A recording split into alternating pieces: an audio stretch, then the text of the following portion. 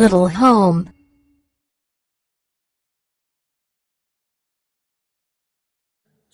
Hi hello welcome to little home. అందరూ ఎలా ఉన్నారండి? బాగున్నారా? ఈరోజు రెసిపీ వచ్చేసి వట్టి చేపలు ఆనపకాయ కర్రీ.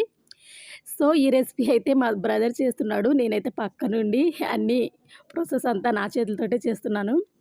సో ఈ ప్రాసెస్లో ఫస్ట్ మనం వట్టి చేపల్ని నీళ్ళలో వేసి దాంట్లో ఉప్పు కొద్దిగా పసుపు వేసి బాయిల్ చేసుకోవాలి. బాయిల్ చేసుకున్నాక ఒక 2 మినిట్స్ ఆర్ 5 మినిట్స్ బాయిల్ చేసినాక దాంట్లో ఉన్న పొట్టంతా పోతుంది. అప్పుడు మనం ఈ ఈ చేపల్ని శుభ్రం చేసుకున్నాక వేరే బాండి పెట్టుకొని దాంట్లో ఆయిల్ వేసుకొని వట్టి చేపలు వేసుకొని సాల్ట్ వేసుకొని ఫ్రై చేసుకోవాలి. ఈ ఆయిల్లో ఫ్రై అయినాక వీటిలో కొద్దిగా మనం ఆనియన్స్ కూడా కట్ చేసుకున్న ఆనియన్స్ వేసేసి అవి కూడా లైట్గా ఫ్రై అయినాక కొద్దిగా అల్లం వెల్లుల్లి పేస్ట్ కూడా వేసుకోవాలి.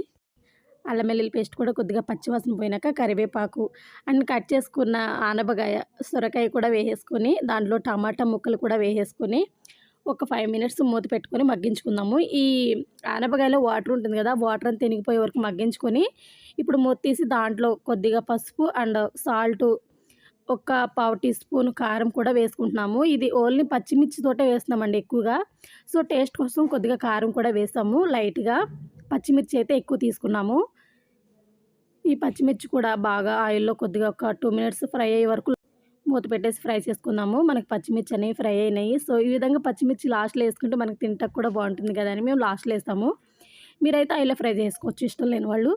సో ఈ విధంగా ఫ్రై అయిపోయాక కొద్దిగా వాటర్ వేసుకొని దాంట్లో మనం ఒక చిన్న చింతపండు రెమ్మ వేసుకొని మూత పెట్టేసుకోవాలి.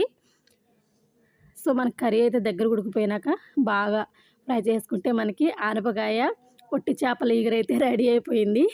సో ఇది నా రెసిపీ కాదండి, మా తమ్ముడు రెసిపీ. కర్రీ మాత్రం నెక్స్ట్ లెవెల్ ఉందండి అసలు. అంటే మనం చింతపండు టమాటా వేసినాం కదా, మంచిగా పులుపు అనేది సరిపోయింది కర్రీకి. ఈ కర్రీ చేయడానికి కొత్తగా ఉన్నా కూడా తింటుంటే మాత్రం చాలా బాగుందండి. అంటే వట్టి చేపలు ఎప్పుడు నూనెలో నేపుతాం కానీ ఇట్లా వాటర్లో బాయిల్ చేయడం ఇదే ఫస్ట్ టైం. కానీ కర్రీ మాత్రం చాలా బాగుందండి. సో మరి ఇంకా లేట్ ఎందుకు, మరిన్ని సీక్రెట్ రెసిపీస్ కోసం లిటిల్ హోమ్ ఛానల్ని సబ్స్క్రైబ్ చేసుకోవడం మాత్రం మర్చిపోకండి. Okay, bye bye.